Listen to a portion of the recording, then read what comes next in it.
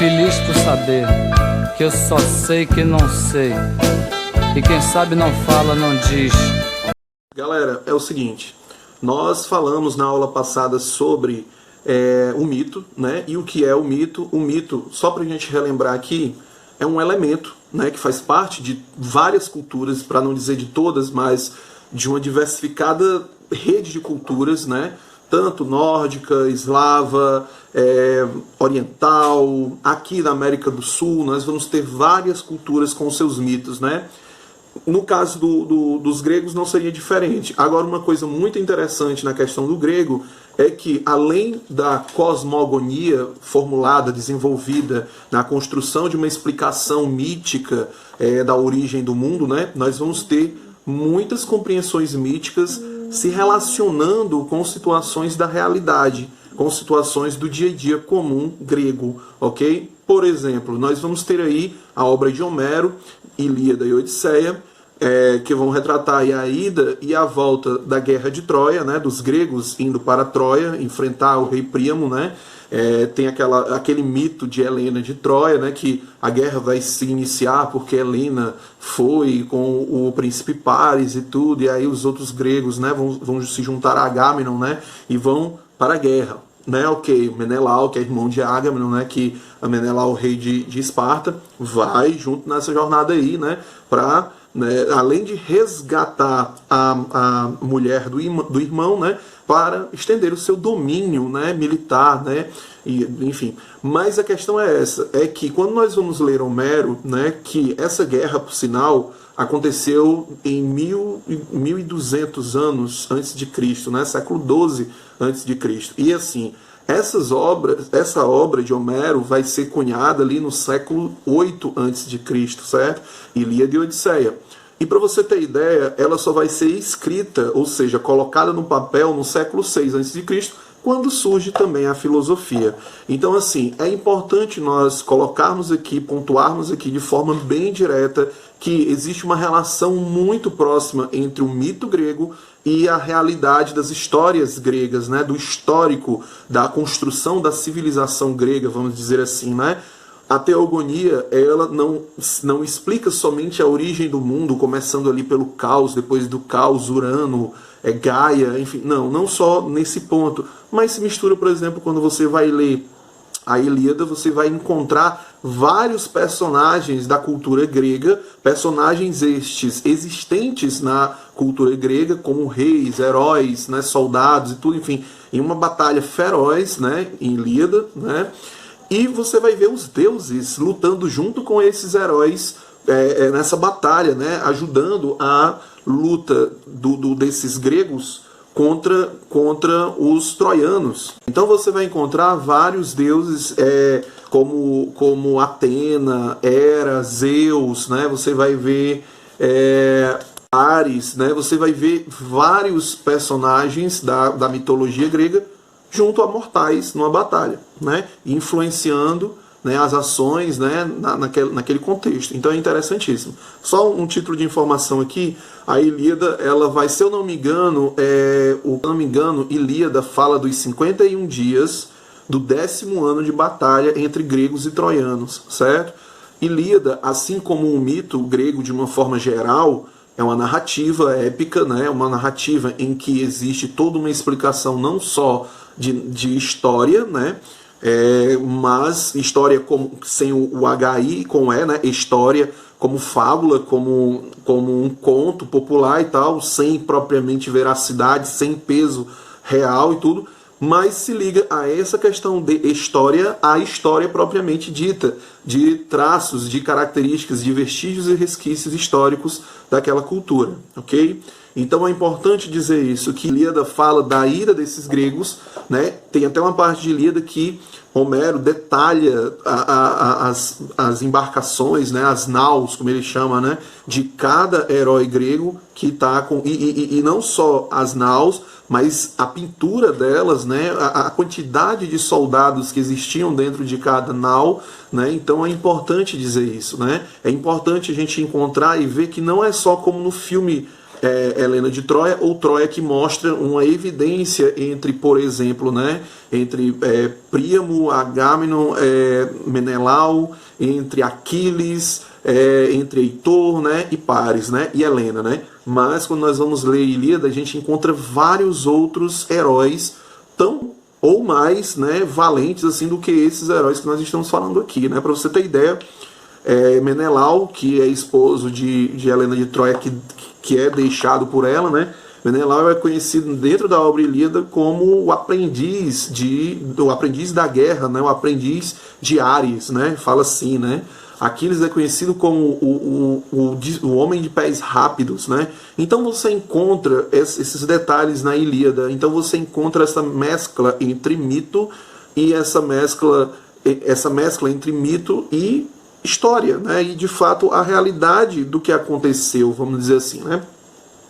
E aí depois nós temos a Odisseia. A Odisseia de Homero, né, já é o regresso, né, de Odisseu. Por isso Odisseia, né, essa epopeia, né, essa viagem, esse retorno de Odisseu para Ítaca, né, que era a sua terra natal, onde a sua esposa vai estar enfrentando um problema gigantesco. Por quê?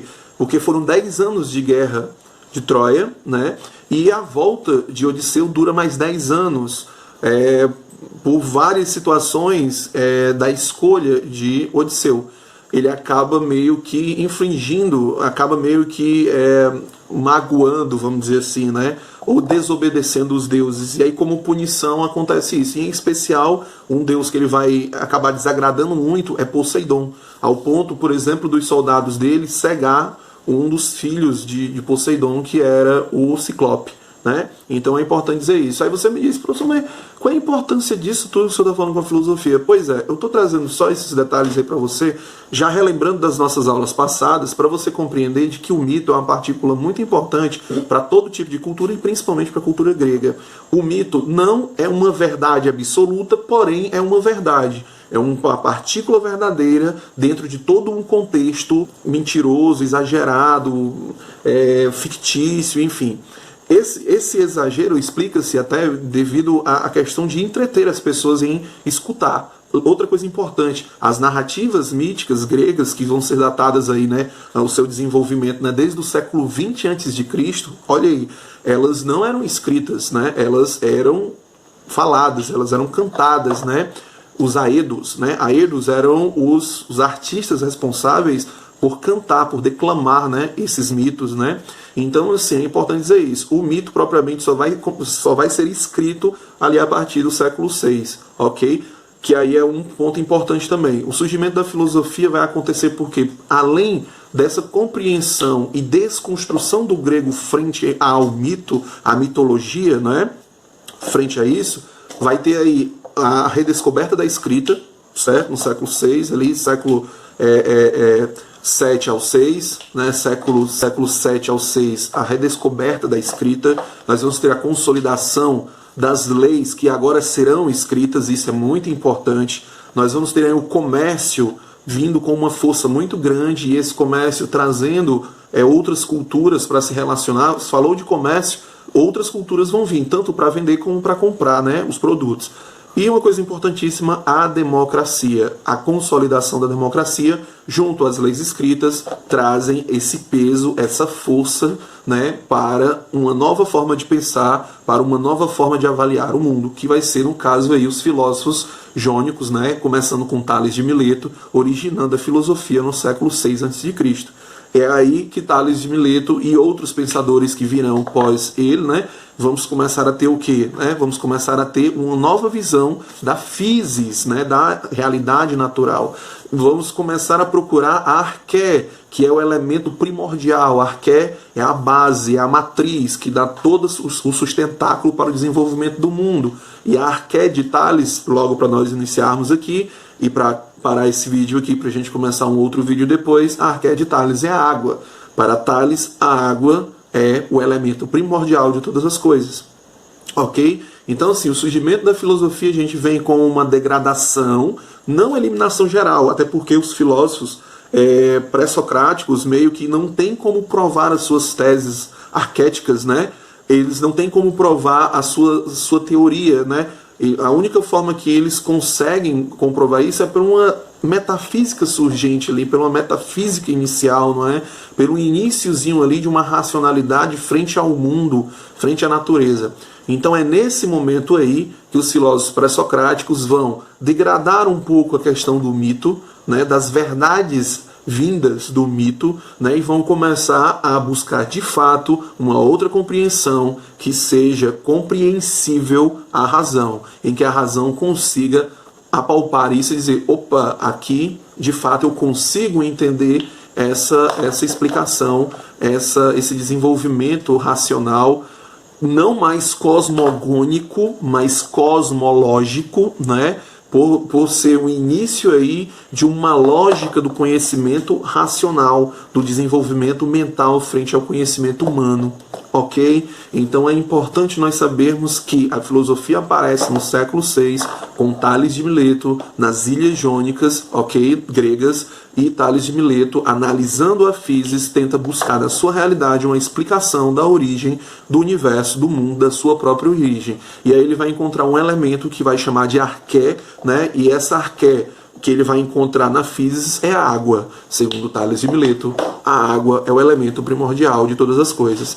E aí começa um outro fato muito importante, que a filosofia ela se preocupa com os porquês, com a pergunta, com a desconstrução das coisas. E é aí que começa uma coisa muito massa, muito legal, muito interessante para a teoria do conhecimento, para a epistemologia, que é uma desconstrução atrás de outra desconstrução, que no total, você conseguindo abarcar tudo isso, existe uma junção, que nós vamos chamar de história da filosofia, que nós vamos chamar de desconstrução racional por uma investigação do conhecimento para o conhecimento, que é quando você encontra, depois de Tales de Mileto, Anaximandro, Anaxímenes, Parmênides, Heráclito, Pitágoras, Zenão, Demócrito, Anaxágoras, Xenófanes, né? Você vai encontrar Empédocles, e você vai encontrar todos esses filósofos que vão trazer outras concepções de mundo, partindo de uma arqué,